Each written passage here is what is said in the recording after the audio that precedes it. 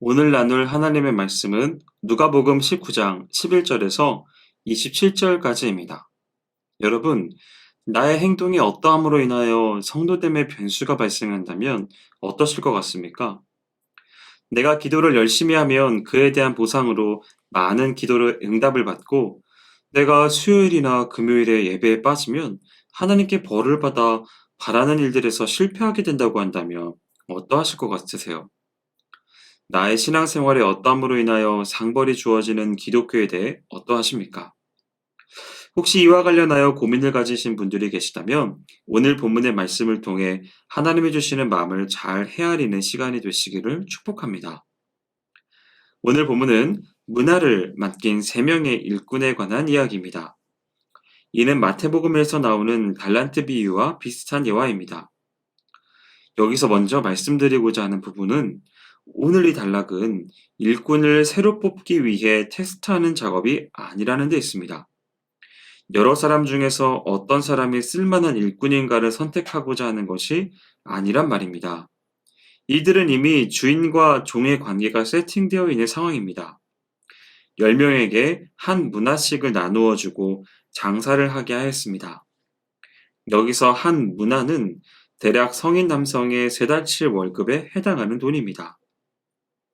이 돈으로 일꾼들은 장사를 하는 임무를 맡았습니다.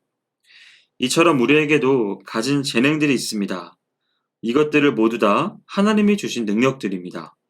누군가는 음악의 소질이 있습니다. 누군가는 컴퓨터를 잘 다루죠. 누군가는 운동을 잘합니다. 이 모든 것들은 우리를 너무나 잘 아시는 주님께서 가장 적절하게 제공해 주신 것입니다.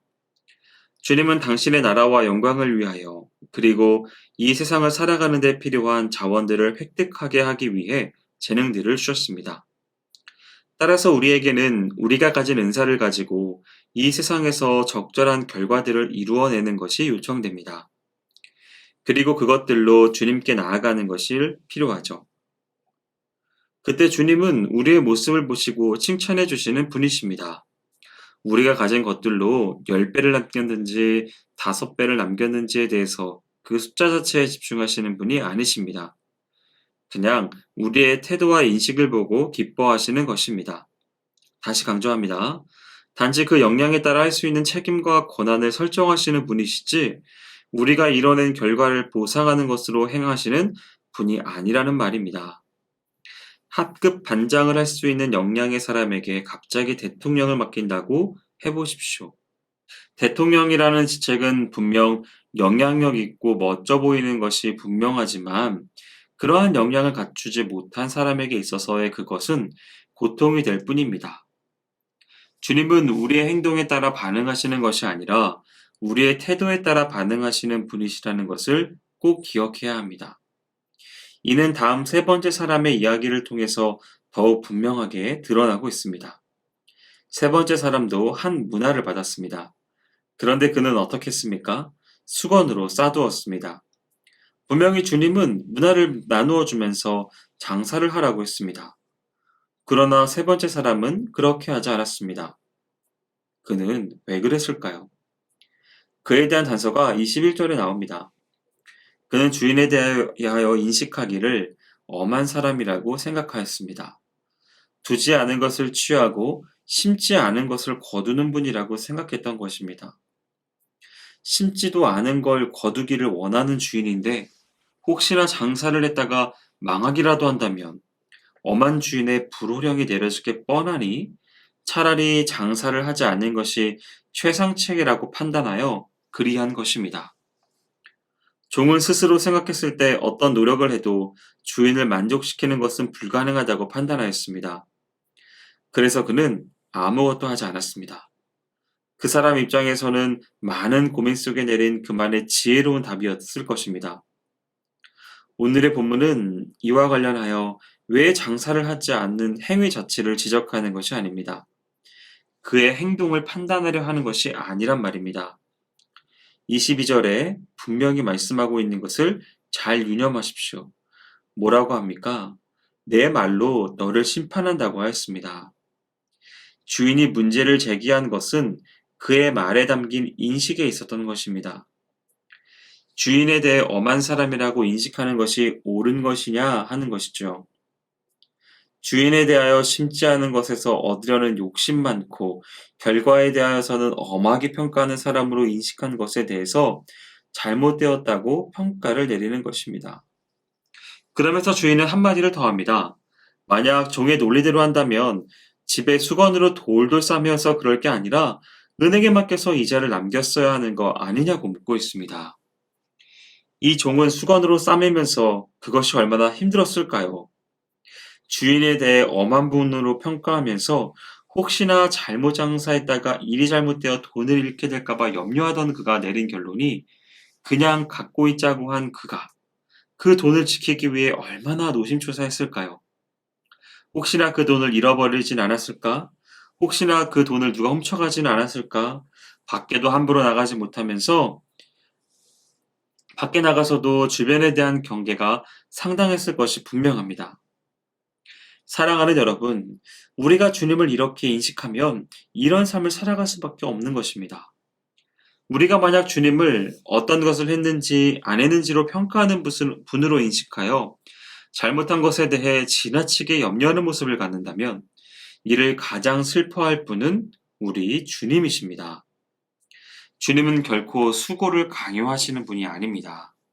그러한 분이 아니라 수고한 것에 대해 잘했다고 칭찬해 주시는 분이십니다. 종의 논리대로 행동했을 때라야 악하고 게으른 종이 되는 것입니다. 주님은 우리가 오문화를 남겼든 신문화를 남겼든 그 결과에 대해 집중하는 분이 아니라 우리의 인식과 태도에 집중하시는 분이신 것을 기억하십시오. 그래서 주님이 겉으로 예배를 드리지만 속에서는 전혀 예배자다운 모습이 없는 것에 대해서 가증하다고 하면서 그런 예배가 싫다고 하지 않으셨습니까? 주님은 부익부 빈익변하시는 분이 결코 아니십니다. 세상이 그런데 하나님마저 그렇다면 어떻게 이 인생을 살아가겠습니까? 우리 하나님을 오해하지 말길 원합니다. 우리가 잘못된 인식을 하면 우리의 행동도 잘못된 행동으로 살아가게 됩니다. 그리고 그것은 우리를 너무나 힘들게 만들고 맙니다. 그래서 우리가 있는 것마저 빼앗겨 버리고 말죠. 주님은 저와 여러분을 창조하셨습니다. 그래서 누구보다 우리를 잘 아십니다. 우리의 재능도 우리의 한계도 말입니다. 우리가 어떤 연약함을 갖고 있는지 잘 아시는 분이 우리의 범인을 벗어난 것을 원하시겠습니까? 절대 그럴 수는 없습니다. 주님은 엄한 분이 아니라 사랑이 넘치시는 분이십니다. 우리가 그분을 엄한 분으로 인식하면 우리는 그분을 무수할 수밖에 없는 것이지만 우리가 그분을 사랑이 넘치는 분이라고 인식한다면 우리는 그분 안에 안식하며 우리가 할 수 있는 것 안에서 즐겁게 할 수 있게 되는 것입니다. 그래서 신문화를 남기면 그것대로 드리게 되는 것이고 오문화를 남기면 그것대로 드리면 되는 것입니다. 그런 우리의 태도를 보시고서 우리의 결과대로 칭찬하시는 것입니다. 이것이 우리 주님이 원하시는 모습이에요. 세상에 말하는 논리에 빠져서 더 열심히 해야지, 실수하지 말아야지, 더 노력해야지 하면서 할 수 없는 그 일로 인하여서 스트레스 받지 마시고 여러분이 할 수 있는 범위만큼 하시고 주님께 나아오십시오. 그때 두 팔 벌려 오늘도 나의 왕국을 위해 애써준 모습을 칭찬하시는 주님께 위로와 안식 그리고 평안을 누리시기를 소원합니다. 오늘 큐티로 하루를 여는 모든 분들에게 엄하지 않으시고 사랑이 넘치시는 주님의 포근함을 풍성히 만끽하시는 귀한 인생이 되시기를 주님의 이름으로 축원합니다. 기도하겠습니다.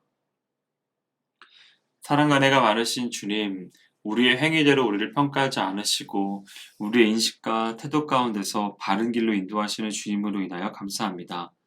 하나님이 믿음과 이 신앙으로 오늘 하루도 기쁘게 살아가게 해주시고 최선을 다하며 순종하며 나아갈 때 그 안에서 하나님의 음성을 듣고 안식하며 평안으로 나아갈 수 있도록 인도하여 주옵소서. 행하실 주님을 기대하오며 모든 말씀 예수님의 이름으로 기도합니다. 아멘.